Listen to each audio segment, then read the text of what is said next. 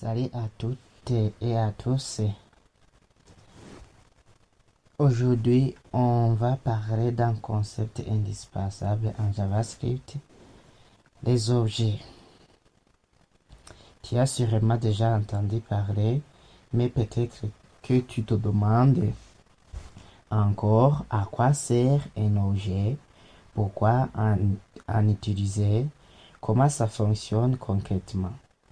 Ne t'inquiète pas, je vais t'expliquer ça simplement avec des exemples complets. Qu'est-ce que c'est alors un objet? En JavaScript, un objet est une structure qui permet de stocker plusieurs informations ensemble. Plutôt que d'avoir des variables séparées, on peut tout regrouper dans un seul objet. Donc, on veut éviter de déclarer plus de variables dans un projet quelconque. Et ici, on donne l'exemple de comment on a déclaré un objet qui s'appelle utilisateur. Je vais vous montrer la brossage de notre projet. Ici, je vais enlever tout ce qui se trouve dans le script. On va repartir à 0. Et ici, dans title, je vais mettre objet.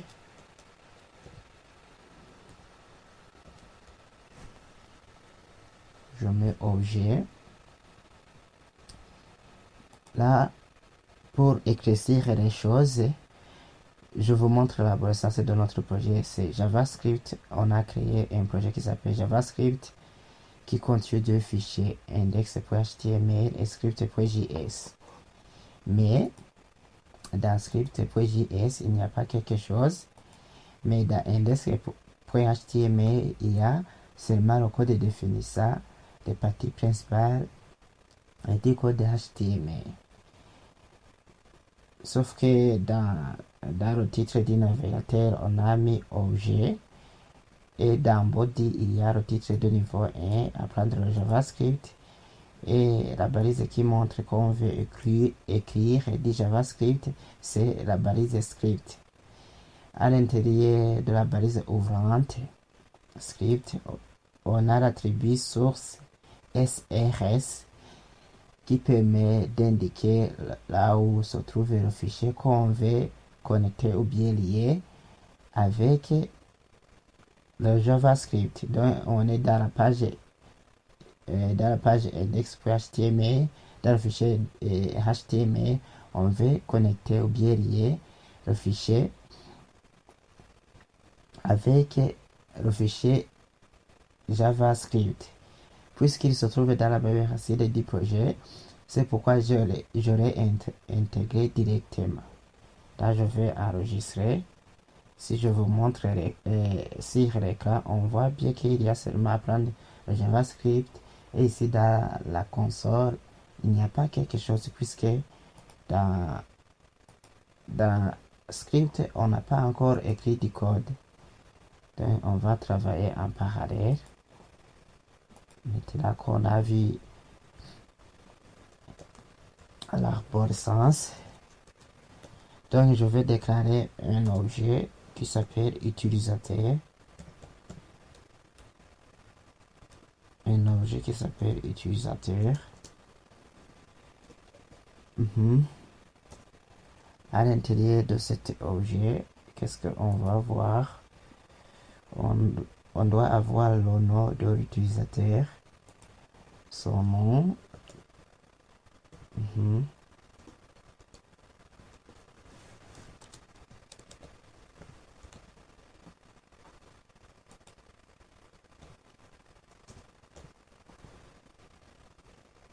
On doit avoir aussi son âge et son email. Je mets âge.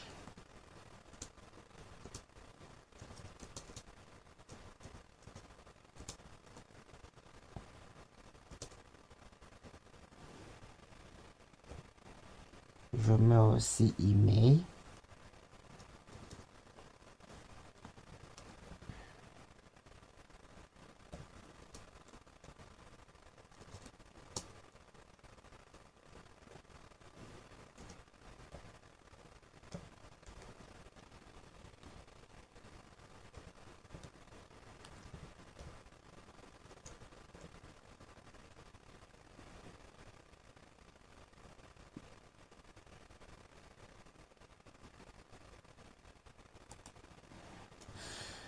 change ici, je mets exemple pour faire des choses implicites. Je crois bien qu'il n'y a pas un email d'une personne qui s'appelle alice@exemple.com.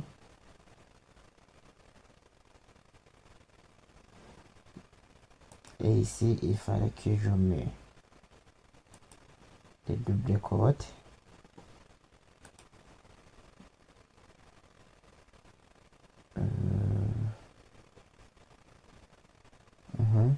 Et puis je termine par un point virgule. Pourquoi il y a toujours une erreur? C'est seulement ici, j'ai mis le double quote au lieu un simple guillemet au lieu de double guillemet. Quand j'enregistre toujours ici, il n'y a pas quelque chose. Ne paniquez pas, je vais vous montrer tout cela. On va expliquer tout cela. On est ici. Et on veut afficher son nom et son âge. Donc pour afficher son nom et son âge, on utilise console.log.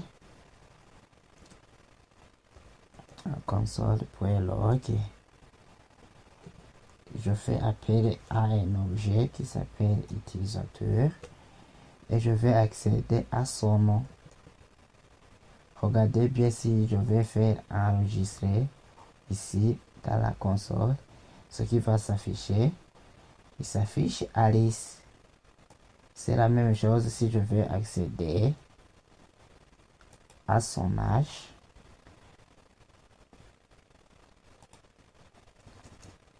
Je mets âge et je fais CTRL S. Ça fait 25, ce qui correspond au résultat attendu. Donc ici, l'utilisateur est un objet. L'utilisateur qu'on a utilisé est un objet qui regroupe nom, âge et email. Ça, c'est son nom, son âge et son email. Ce sont des propriétés. Un objet, c'est un peu comme un dossier dans lequel tu ranges plusieurs informations liées. Pourquoi alors utiliser un objet pour organiser les données? Oui, on veut organiser les données pour éviter d'avoir trop de variables séparées. Oui, vous voyez que ça combine tout. Cet objet utilisateur a combiné le nom, l'âge et l'email pour modéliser des choses du monde réel. Et c'est ce que même on a fait. On a pris un objet du monde réel, ce que vous connaissez. Nous tous, on connaît un utilisateur, ce que c'est un utilisateur. Par exemple, un utilisateur, une voiture, un produit, etc. Tu peux utiliser des objets sur différentes choses qui se trouvent dans le monde réel. Un objet peut contenir des méthodes, oui. Un objet ne contient pas seulement des données. Il peut aussi contenir